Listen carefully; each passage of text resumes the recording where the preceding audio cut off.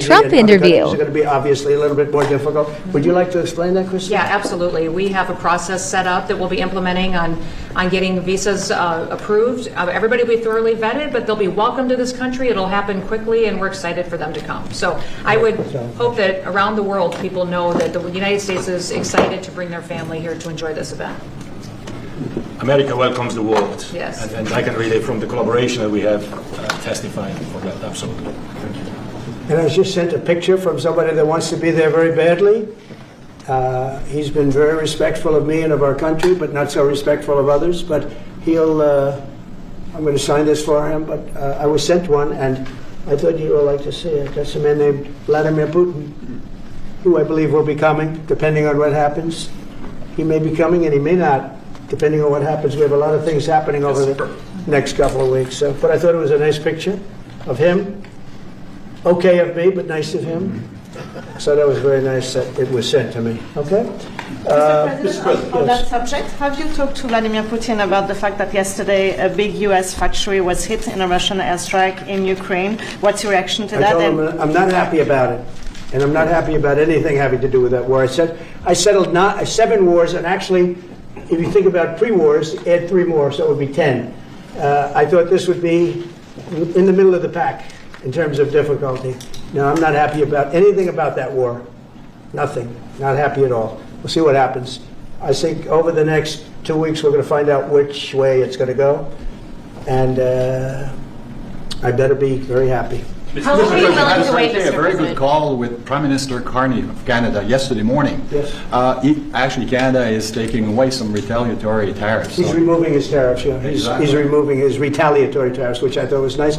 And we're going to have another call soon. Yeah, we had a very good call. You're getting closer towards an Well, I agreement like him. country? I like him. You know, look, I'm fighting for the United States. Canada and Mexico have taken a lot of our business over the years, over 25, 30 years, especially during the Biden years. They took a lot of our business, and it's basically all coming back into the United States now. We're hot as a pistol, and it's coming back in. Because of tariffs and the incentives we give, it's coming back. And it's impossible, I think, for another country to stop it. And we are working on something. We want to be very good to Canada.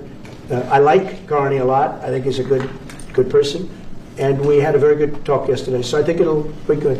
Mr. President, I have a question about the search of Ambassador Bolton's home.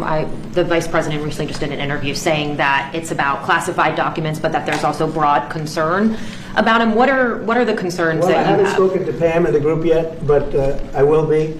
I saw that just like everybody else. I try and stay out of that stuff. I'm allowed to be, and I'm chief law enforcement officer, believe it or not. You know, I don't like to go around saying that, but I am. That's the position. But I purposely don't want to really get involved in it. I'm not a fan of John Bolton. I thought he was a sleazebag, actually. And he suffers major Trump derangement syndrome, but so do a lot of people, and they're not being affected by anything we do. I don't know anything about it. I just saw that. I'll find out about it. But if you believe the news, which I do, I guess his house was raided today, but my house was raided also, called Mar-a-Lago. They went through everything they could, including my young son's room and my wife's area. They went through her drawers, as the expression goes. They went through everything you can imagine. And when she came back, she looked, she said, she's very neat, you know, she's meticulous. And she looked and she said, whoa, this wasn't the way that she had it. So, you know, so I know the feeling. It's not a good feeling. Thank you. Mr. President, on Ukraine, how long will you give Putin? A couple and of weeks, we're going to figure it out. We'll find it. Do you think you'll have to intervene at some point? Look, it takes 2 to tango. You understand that. I wanted to have a meeting with those 2. I could have been at the meeting, but a lot of people think that nothing's going to come out of that meeting. You have to be there. Maybe that's true. Maybe it's not. But we're going to see. In the meantime, people continue to die.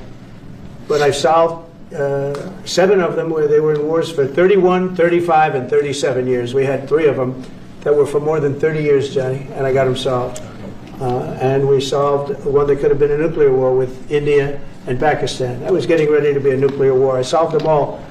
And this one, I thought we would have had it done by now, but it's more different. There's a lot of anger, a lot of hatred. There's a tremendous amount of hatred there. So, but we'll see what happens. I think in 2 weeks we'll know which way I'm going. Because I'm going to go one way or the other. And they'll learn which way I'm going. Mr. President. If I got 2 questions for you, one on FIFA, the other one on DC. Can you talk about the economic impact Yeah. that FIFA will have in these cities, and what's your message to the mayors to get their cities prepared, not only in the beautification process, but also the safety aspect? Well, Los Angeles is an example. You know, it's poorly run. We have a mayor there that can't even get permits to the people that lost their houses. Lee Zeldin got every permit. The hardest permit is the federal permit. Within 20 days, every single permit was there for the people to build their houses. But people are writing us and they're saying they won't give us. The mayor is incompetent. The governor is incompetent. You know, Gavin. I know Gavin very well. He's an incompetent guy with a good line of bullshit, and he doesn't get the job done. And frankly, those people want to build their houses. It's terrible. They could have been built. Some of them could have been built already. But think of it: the federal government that has the most complex part, and it's the most complex environmental thing to do. We got it. Everybody had it within 30 days.